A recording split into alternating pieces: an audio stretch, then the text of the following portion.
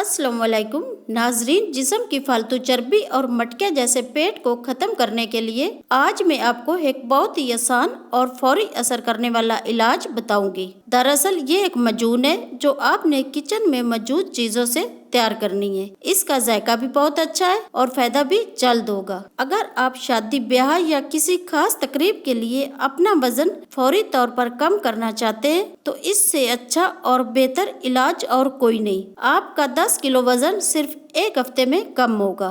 तो आइए मजून बनाते हैं। अगर आपने अभी तक मेरे चैनल को सब्सक्राइब नहीं किया तो जल्दी से सब्सक्राइब करें और बेल आइकन को जरूर दबाएं।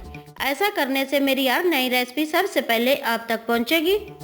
इस मजून को बनाने के लिए आपको चाहिए कलवंजी 10 ग्राम, एक अदद कोड़ तुम्बे का ऊपरी छिलका, सौंफ 10 ग्राम, खुश्क पहाड़ी पुदीना 10 ग्राम, लाख दाना मगसूल यानी धुला हुआ साफ लाख दाना 10 ग्राम, सफ़ेद जीरा 10 ग्राम।